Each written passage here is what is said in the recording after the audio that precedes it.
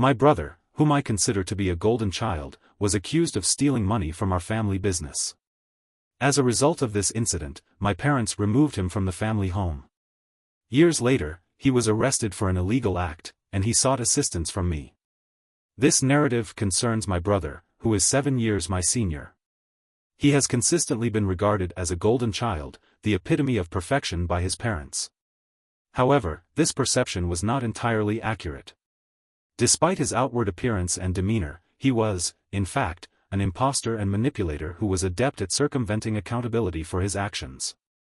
My parents were so captivated by his mannerisms and charisma that they failed to challenge or inquire about his conduct. I am currently 36 years of age and employed as an office executive in a legal firm. My position is not particularly prestigious or financially lucrative.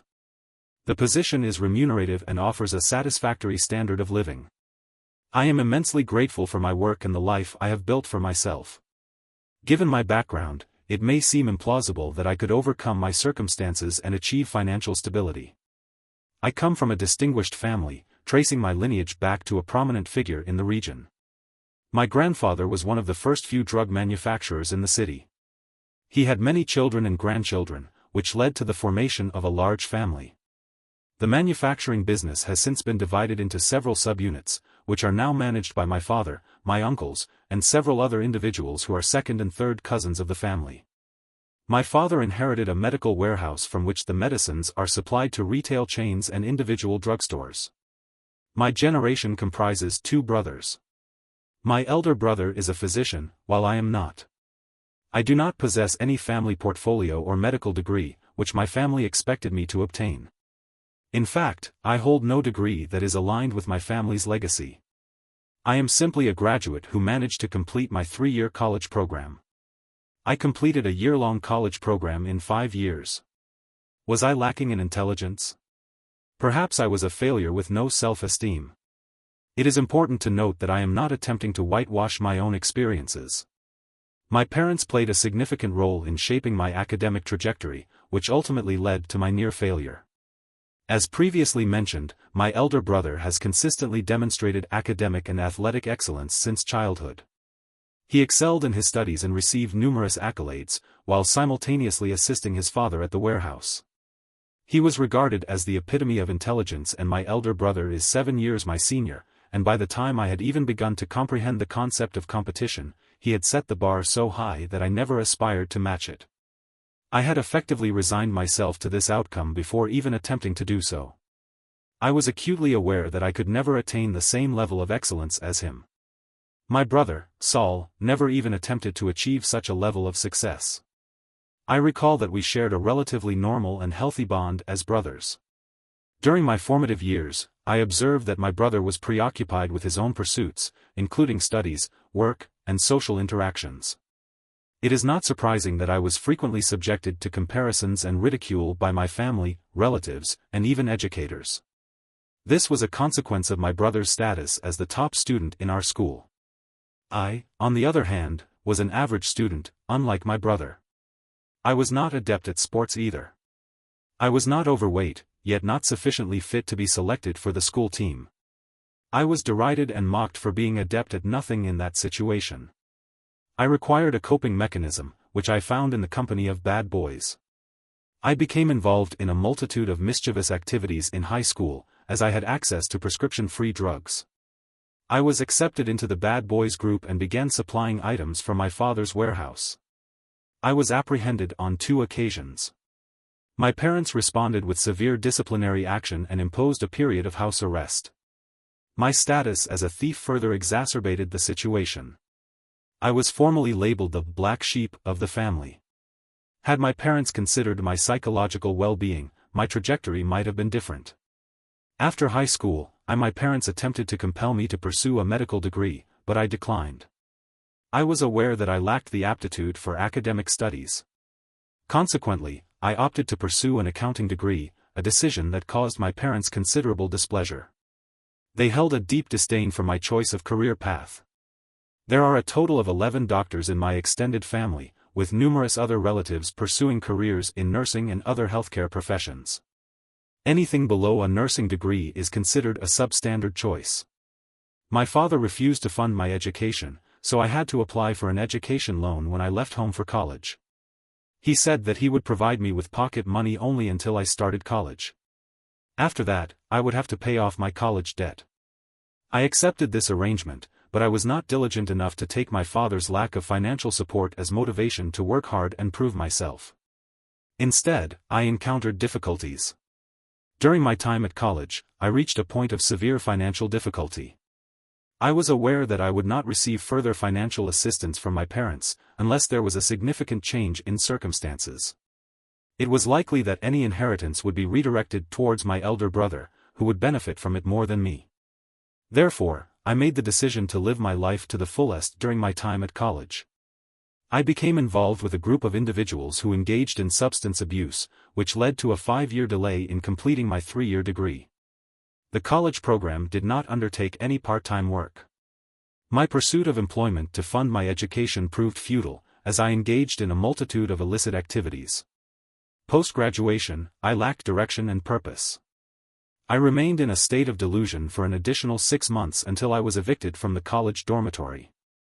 I attempted to secure an office position but was consistently unsuccessful in interviews due to my lack of skills and casual attitude. I resided in a shabby apartment with one of my friends until he requested that I vacate the premises.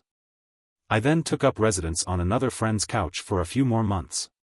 My financial situation deteriorated further when the bank began pursuing me for repayment of the education loan. I was unable to afford even a hamburger. I was unable to repay my debt, as my father had ceased providing financial assistance. I was compelled to seek employment, but the remuneration was insufficient to maintain my basic necessities. I resorted to negotiating with bank officials, who eventually sent 2 collectors to my residence. They forcibly removed me from the premises. I was given 15 days to pay the mortgage. I was fearful of the consequences of non-payment. I contacted my mother and requested her assistance, but she terminated the call, stating that I deserved this outcome. I then contacted my brother, who was a successful physician with his own clinic. He advised me he requested time to consider the matter. I informed him of my urgent situation and reiterated my commitment to repay the funds promptly. I was aware that I lacked the reliability and trustworthiness typically associated with individuals in my position, particularly with regard to financial matters. Consequently, had he declined to assist me, it would have been a preferable outcome. However, his actions exceeded my expectations. A week later, he subsequently contacted me to inform me that he had successfully arranged the requisite funds. He then requested my account details, which I provided without hesitation. I furnished him with my bank details, including my PIN and password. In retrospect, I recognized that I was both naive and vulnerable.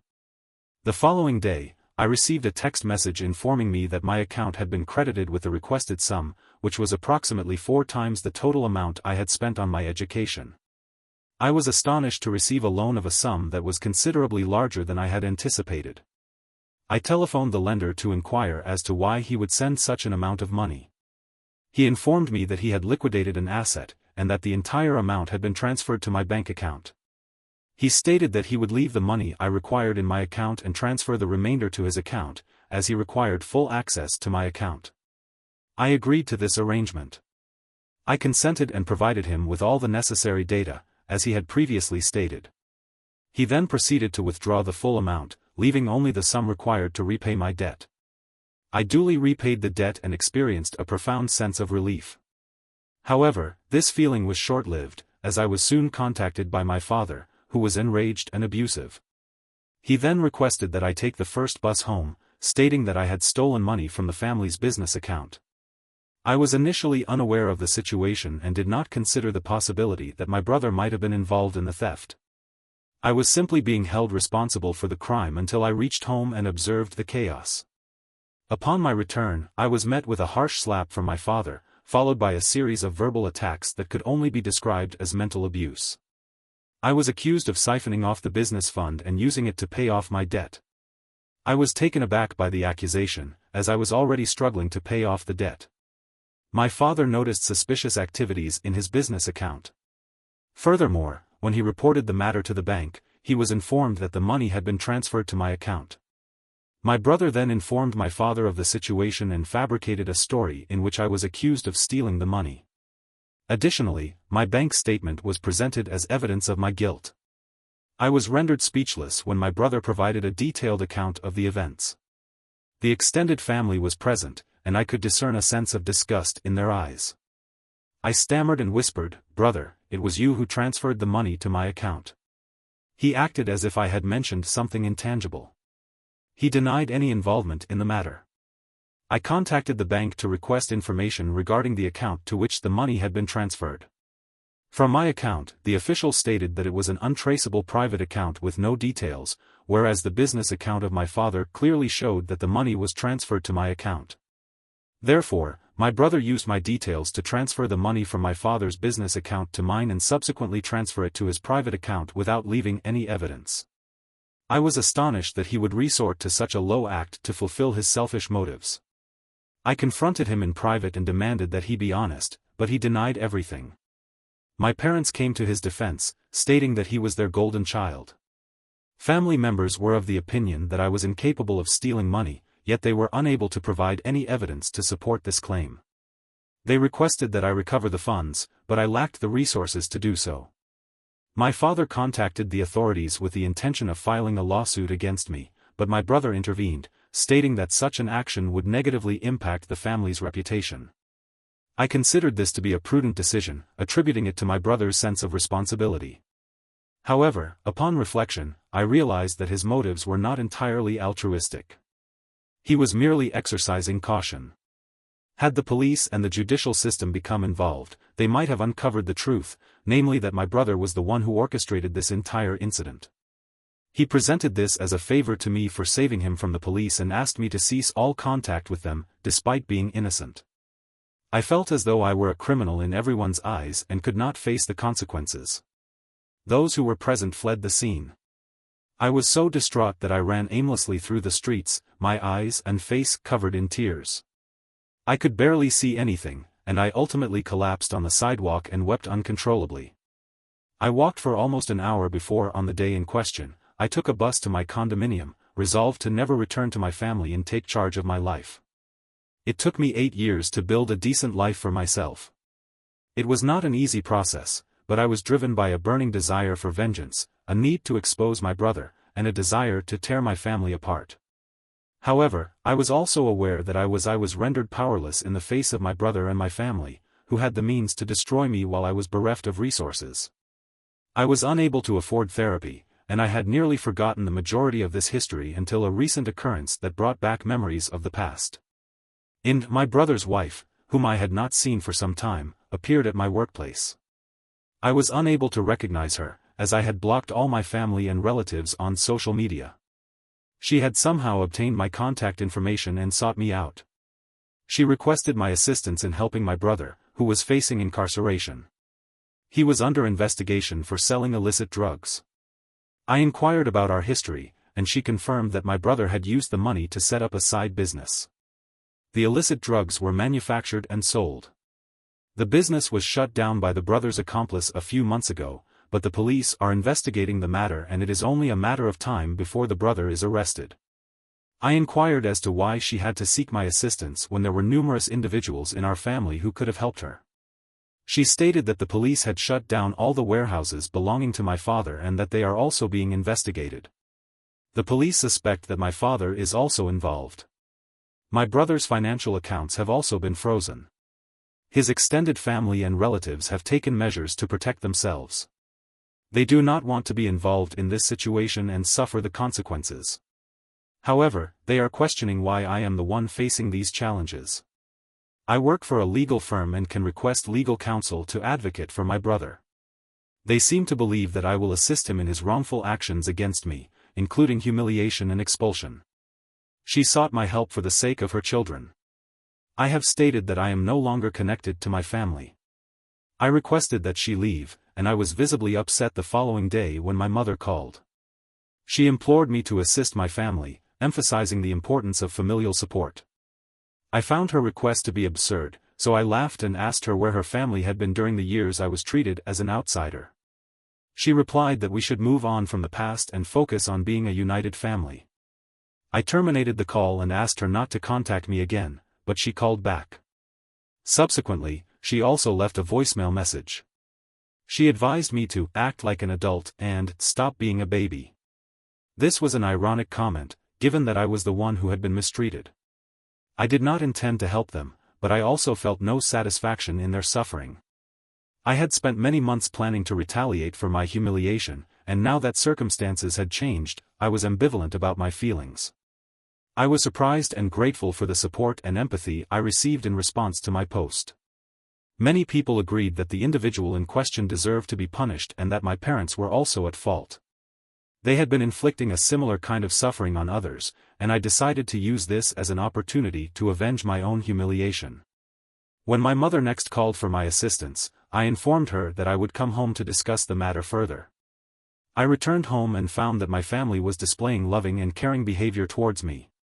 I informed them that I was not there to engage in any futile discussions and that I was seeking practical assistance.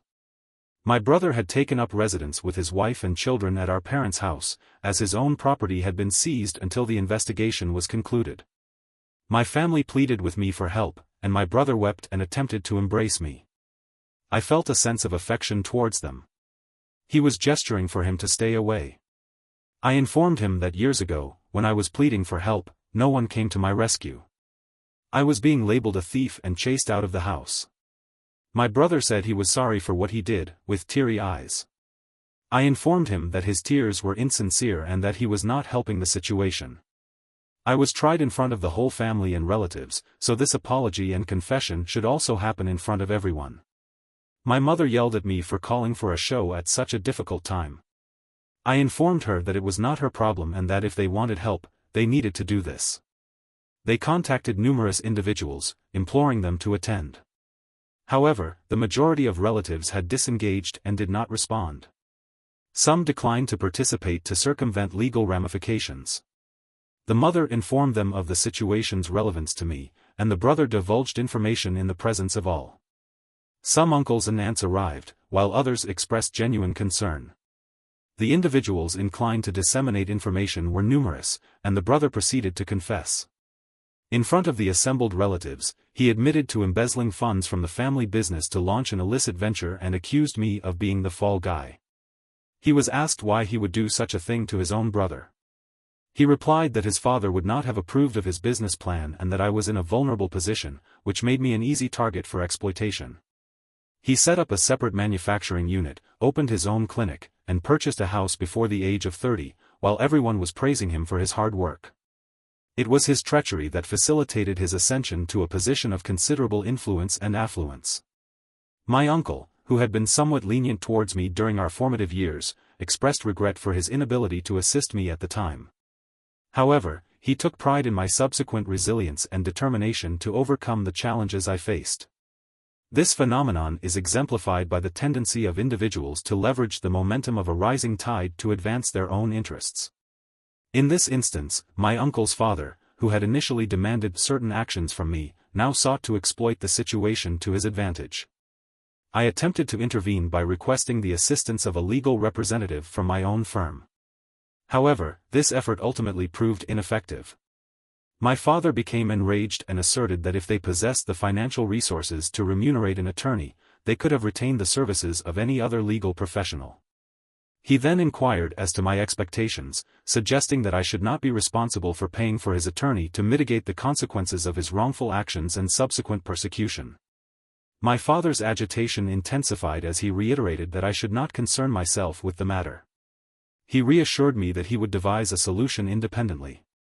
In light of our prolonged efforts to secure assistance from this individual, I questioned the rationale behind expecting assistance from him, given his consistent ineffectiveness.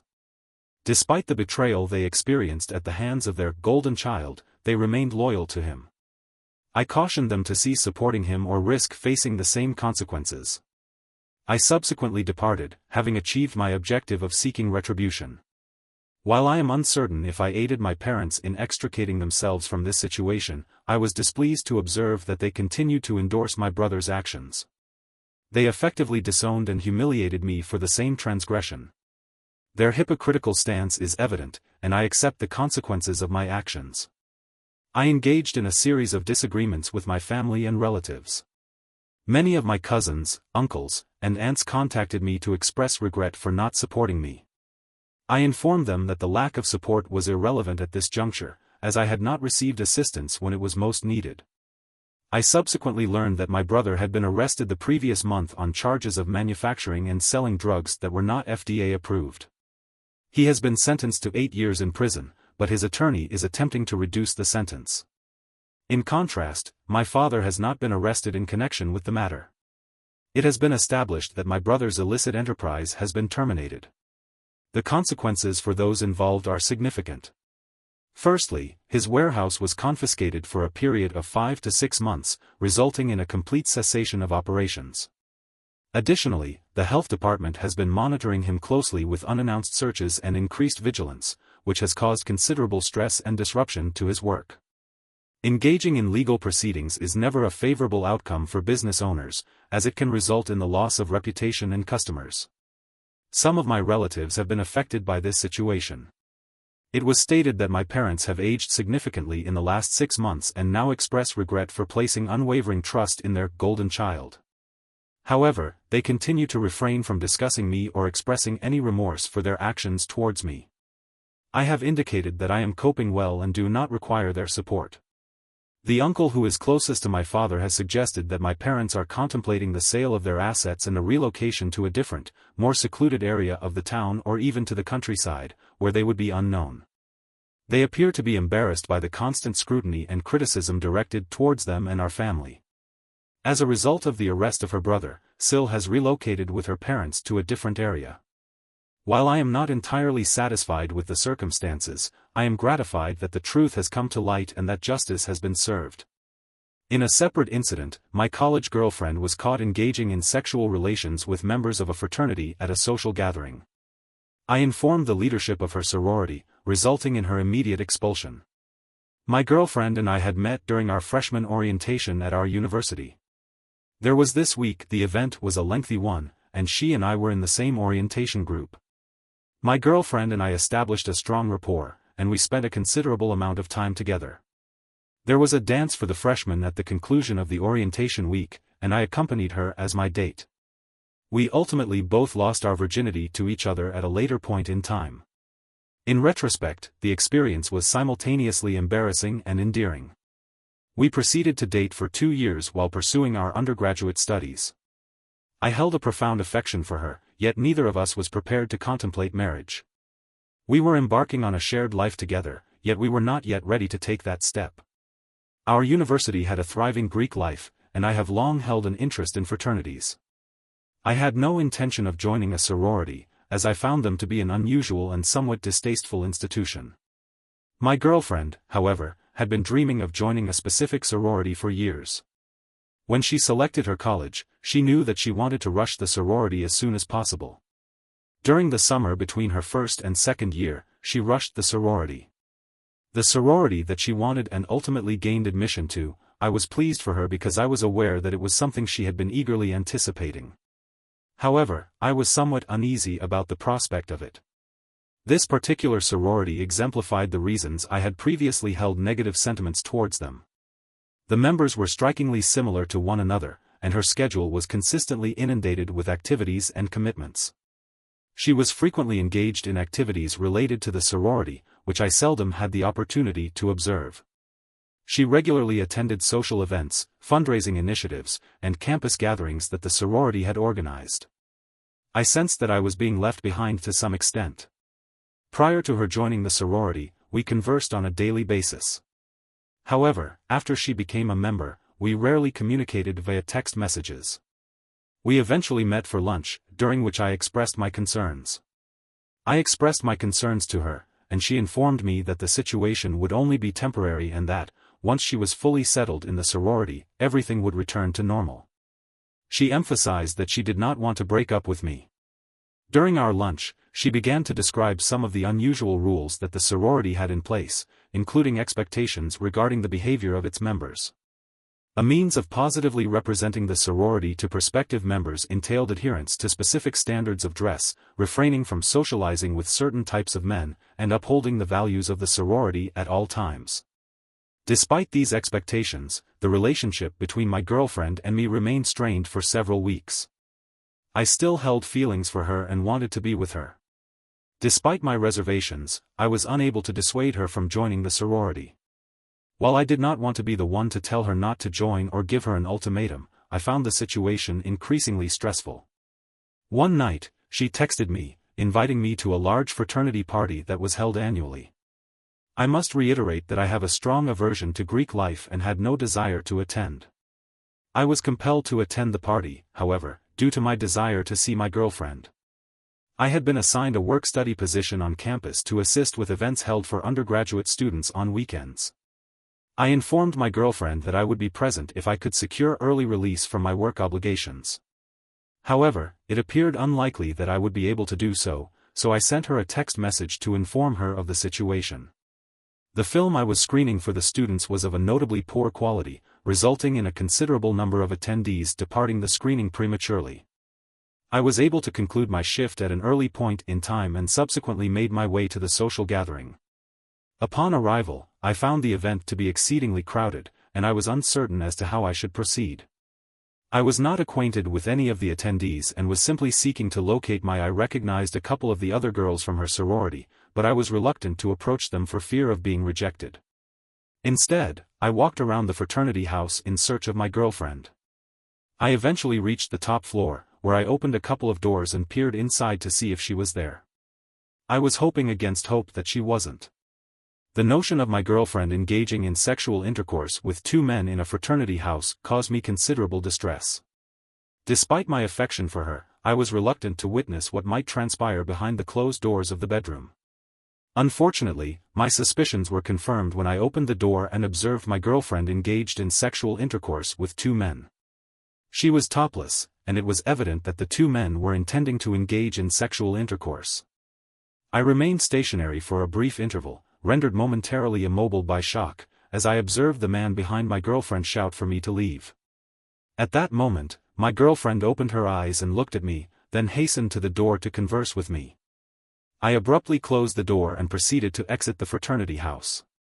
I proceeded to return to my room, where I was met with a barrage of calls and messages from her attempting to communicate with me. However, I chose to remain unresponsive. The incident had left me deeply wounded. Despite my initial expectations upon witnessing it, I had been holding on to the hope that it would not come to fruition. Our relationship had been experiencing a significant deterioration since the beginning of the semester, and I had come to recognize that our bond was facing an inevitable dissolution. Although the relationship was not destined to endure, the pain of infidelity is particularly acute in the morning. I sent her a text message stating that I did not wish to hear any explanations and that we were over. There was no justification that she could have provided that would have made her actions acceptable. I blocked her number and spent several days in a state of despondency before deciding I needed to resume my normal life. My mind kept returning to the code of conduct that she had demonstrated over lunch a few weeks prior, which included numerous absurd rules. I could not help but consider whether cheating on one's boyfriend and engaging in a threesome with two fraternity members would be perceived as a violation of the sorority's values. I was acutely aware of the significance of being in that sorority. I contacted the president of the sorority via Facebook to inform her of the incident. I was unsure if my actions would have any consequence, but I felt that if they damaged her reputation, that would be sufficient. The president of the sorority simply left me on read for a couple of weeks. Subsequently, I received an email from my ex-girlfriend. My girlfriend began to curse me out. I believe that when I informed the president of the sorority about the incident, she decided to inform other sorority members. It seemed that everybody had begun to gossip about her and discuss her actions, and the rumors were rapidly spreading throughout the sorority. She became so uncomfortable that she ultimately decided to leave. She attributed her departure to me and informed me of a multitude of opportunities she would be missing out on due to her no longer being a member of that sorority. It is unclear to me whether she anticipated that I would feel remorse about her departure. I did not anticipate any particular outcome. In my view, the consequences of her actions were simply a result of her own decisions. If she missed out on job opportunities after college, that was her own responsibility, not mine. I ultimately blocked her email and did not communicate with her for the remainder of my college experience. There was a brief instance when we were both enrolled in the same class. We recognized this on the first day, but when I returned for the subsequent class, she was absent. It is likely that she withdrew from the class because we were both enrolled in it.